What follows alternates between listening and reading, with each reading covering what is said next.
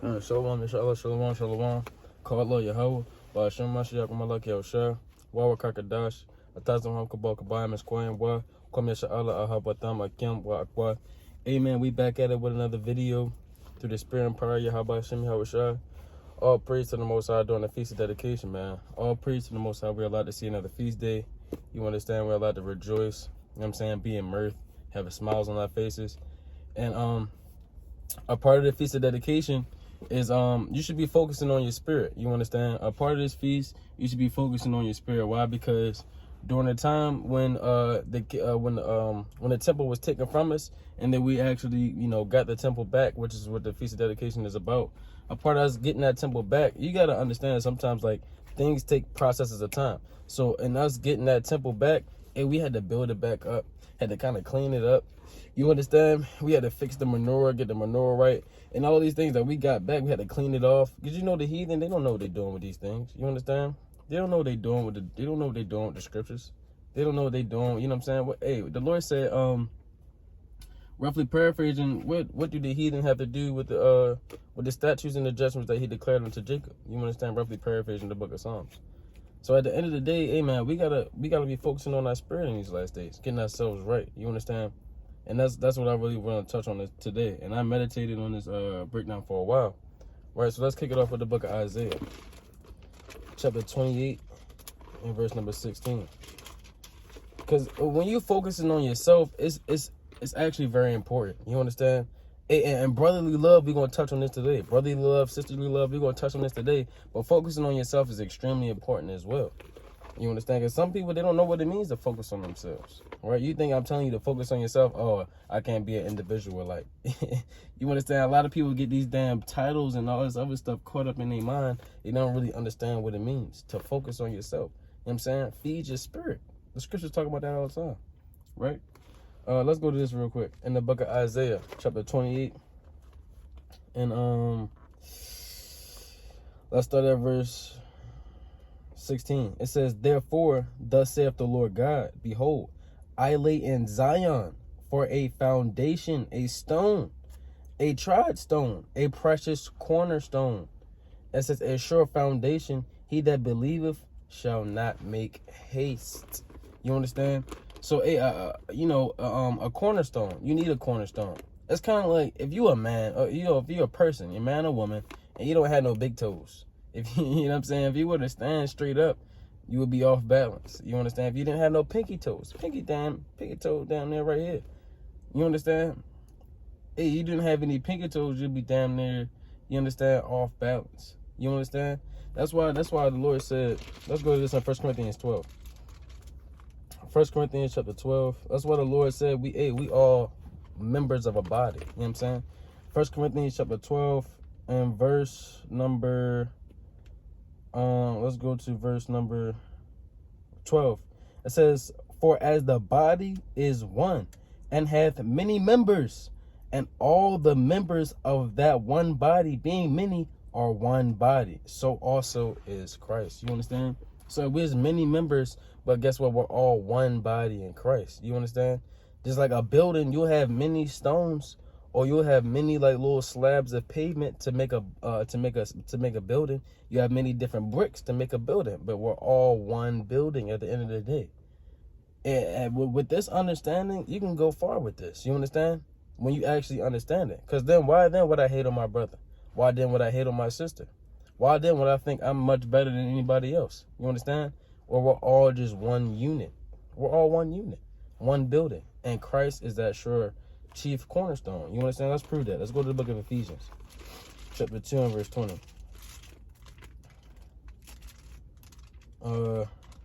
This is the book of Ephesians, chapter 2 and verse number 20. It says, "And are built upon the foundation of the apostles and prophets, Yahushua HaMashiach himself being the chief cornerstone," man. So we need Christ. You understand? We need Hamashiach being that chief cornerstone. And what does that actually mean? Let's go to the book of 1 Peter chapter 5. I actually want to touch on this. What does that actually mean that we have Christ as a cornerstone? You understand? It gets deep. Let's go to this in the book of 1 Peter chapter 5 and verse number 7. It says, "Casting all your care upon him, for he cared for you. Hey, so guess what? Sometimes you might be living in this damn captivity, or hey, for the feast of dedication. You understand? Respective to when, you know, certain brothers keep it. Hey, for here in WFI, we kept it the first day being the 28th at sundown. You understand? So the first day of the feast day was a so-called Monday. You understand? It was a so-called Monday. And for some people, they couldn't get off of work. They had to go to work at damn 2 o'clock. They had to get up and go to work at 8 a.m. You know, hey, these things, they vex your spirit. Because you want to have a day off, but you can't. You can't even enjoy the feast. You understand? Some brothers, the feast week has been, you know what I'm saying, in the midst of the week. Some brothers can't even really enjoy their feast week because we got to go to work. You see, I'm clearly, I'm at work, man. You understand? Hey, these things, they vex your spirit. Sometimes these things weigh heavy on you. But you cast your cares upon Christ. Why? Because he promised what? He promised the kingdom of heaven. That's why he said what? Seek ye first the kingdom of God, and all these things shall be added unto you.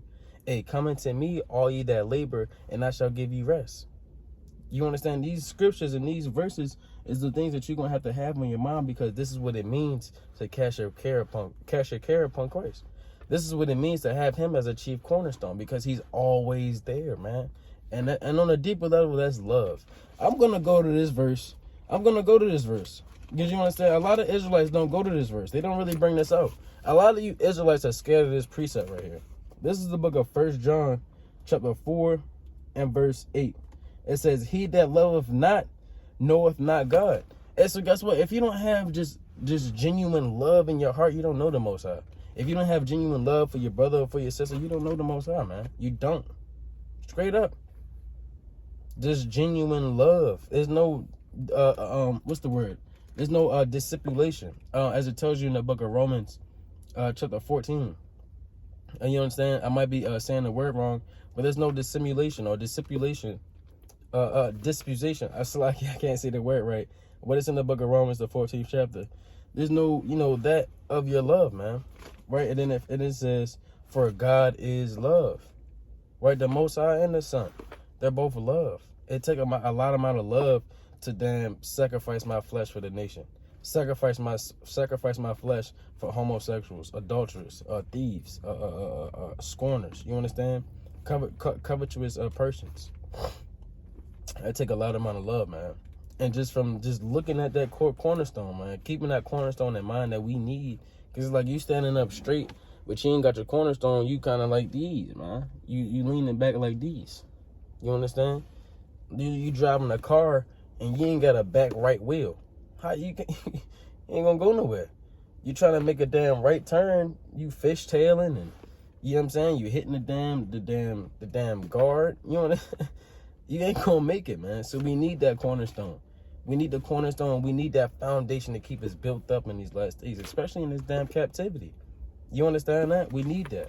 All right, so let's go to the book of let's go back to 1 Peter. Let's go to chapter 2, and let's read verse number 5. Because we got to focus on our spirits in these last days, right? It can't constantly have Christ on our mind. 1 Peter 2 and 5. Ye also, as lively stones, are built up a spiritual house and holy priesthood, to offer up spiritual sacrifices acceptable to God by Yahushua HaMashiach. Right? And this precept also said what? It says we are a spiritual house. We're a spiritual house. So that's why you're able to see certain brothers, they might have mitres. They might have, you know what I'm saying, diadems. They might have ephods. You understand? They might have menorahs on their neck. They might have linen breeches, whatever it may be. Brothers are able to wear these things because we are a spiritual house. You understand? Because we're a spiritual nation, a royal priesthood, a kingdom of priests. You understand? That's what we are. So us being that spiritual house, we're all stones to the house of Israel. Then you need these precepts also if you want to go break down Revelation, the 11th chapter. Let's touch on that real quick. I'll go to that real quick. Let's go to the book of Revelation, right? Chapter 11 and verse 1. It says, and there was given me a reed like unto a rod, and the angel stood, saying, rise and measure the temple of God and the altar and them that worship therein. Meaning what? This is the temple of God is us. You understand? So you go out and you measure the temple of God, man. Verse 2, it says, but the court which is without the temple leave out, and measure it not, for it is given unto the Gentiles. And the holy city shall they tread under foot 40 months, man. You understand? And that 40 months is going on a whole different, you know what I'm saying, topic of breakdown that you read about in the book of Daniel. But the point is that we're the spiritual house. We're a house in general. So we go out and you measure this house. You understand? So guess what? If you a stone, and imagine you got a silver house. You got a silver house. It's just damn made full of silver, like it's the kingdom of heaven, man. And you got that one stone. He in the bottom left, but he's so mad that he not in the center. He's so mad that he not like the top right stone. He not so mad he not by the front door. So hey, guess what? That stone ain't just right over. What you gonna do with that stone? You gonna have somebody come and fix it, kind of paint over it. You understand? That's what a lot of men do. A lot of men, they just paint over their stone, right? You just paint over your stone and you just you ride on the inside like you got a cavity. When you get a cavity, you go to the dentist. When you have a cavity where you actually have a root canal to where as though your root that's within your gum is soft. And that's how you're able to form holes in your tooth. So that's why it hurts so much. And that's why it's down there about to come out if you get it real bad, because the root is soft and is rotten, basically. And you have a damn hole in your mouth, man. That's basically what a damn, what is it called? A cavity had. And I guess what? I never had one. But anyways, when you have these things, a lot of people, when you go to the dentist, they do what? They put a damn silver cap over it. You understand? And they kind of give you some medicine, whatever they do. You understand? They just kind of cover the outside. Guess what? The Lord not dealing with just covering the outside. You got to fix your inward man. You understand that? Let's go to that in the book of Romans. Right? That's how you're able to use these worldly examples to really get an understanding of, hey, focus on yourself. You know what I'm saying? Let me find this precept in the book of, here it is, Romans chapter 2 and verse 29. It says, but he is a Jew, which is one inwardly, and circumcision is that of the heart, in the spirit, and not in the letter, whose praise is not of men, but God. You understand? So you have to focus on your inward man. You have to focus on your mindset. You understand? You have to focus on your mindset and really understand, you know, what you're thinking about, what you're talking about, how you feel about your brother, how you feel about your sister after they didn't offended you and y'all done had a whole, you know what I'm saying, a whole little whatever y'all had. After y'all went through all of that, how do you feel about him afterwards? Did you truly forgive him? Hey, do you still love that brother? You understand? Or you still got that in the back of your mind and you just call it marking them? You call it marking them, and that's your excuse to keep hold the damn grudge. You understand that? Hey, as a house, as a spiritual house, with Christ being that chief cornerstone, we can't have these mindsets of hatred and all these other things. Why? Because that's why I went to the precept that's saying what? Hey, God is love, man. That's why I went to the precept saying what? Hey, focus on yourself, man. That's why I went to the precept saying what? That we are a spiritual house. You understand? That's how this breakdown is going to tie together. You understand that? Let's go to this precept in the book of Sirach, chapter 6, and I'm going to read verse 37. It says, let thy mind be upon the ordinances of the Lord, and meditate continually in his commandments. He shall establish thine heart, and give thee wisdom at thy own desire.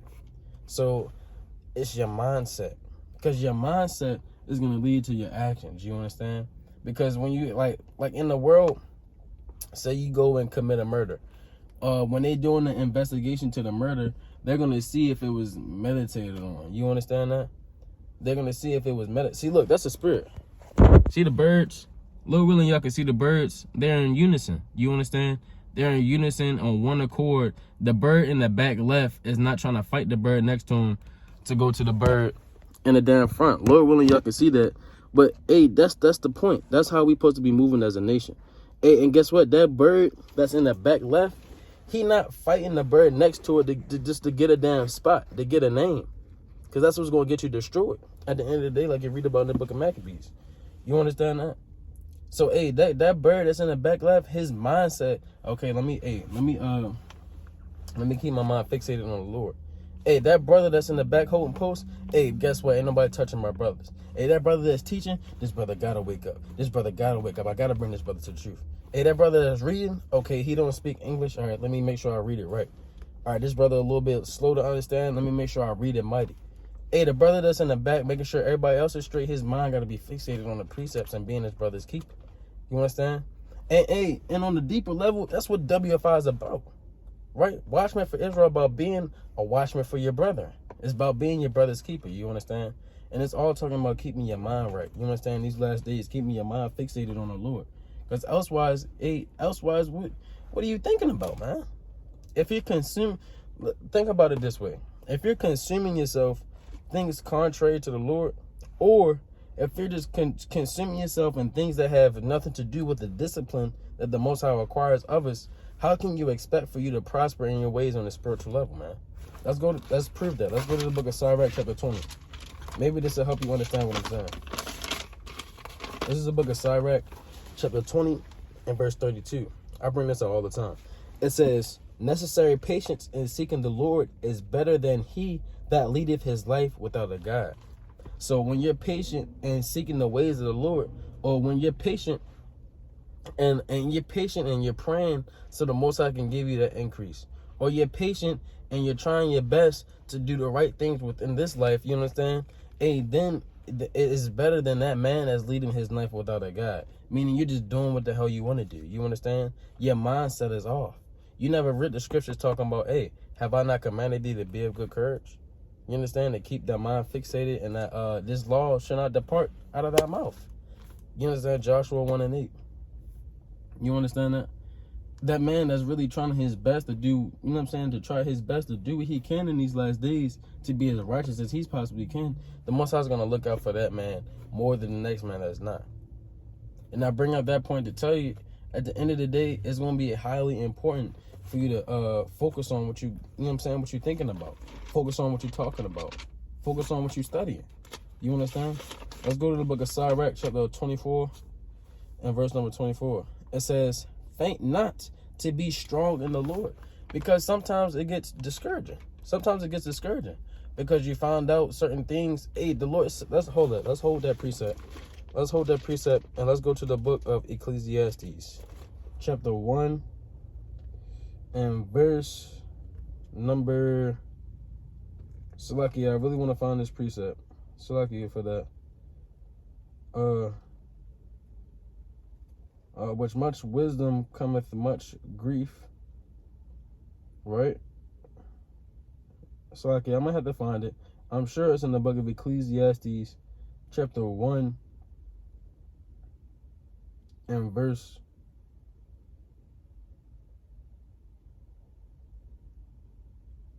Okay, Salaki, I'm gonna have to find it. But the precepts say with much wisdom come much grief. You understand? If the brothers and sisters find it, Baba Kashar, throw that in the comment board. With much wisdom, you know what I'm saying, come much grief. It's in the book of Ecclesiastes, the first chapter. The point is that the precept says, Sirach 24 and 24, it says, 24 and 24 says, faint not to be strong in the Lord, because these things get discouraging. These things get hard. You understand? It gets hard to keep your mind disciplined on the Lord. Certain brothers got certain spirits on them. You know what I'm saying? Brothers got weed demons on them, lust demons, slothful demons. You know, it's a whole bunch of demons that are contrary to the way of living that you really want to pursue. For the brothers and sisters that's truly taking this, truth sincerely, seriously. Let's read on. It says, that he may confirm you, cleave unto him, for the Lord Almighty is God alone, and besides him, there is no other Savior. You understand? So at the end of the day, that's why it's important to acknowledge that chief cornerstone. You understand? And for the men and women that basically say they don't believe in God, or they may say they believe in God, but they don't show that within their works, that will be foolish of them. That will be an asinine statement to not acknowledging the chief cornerstone to why you're alive today, period.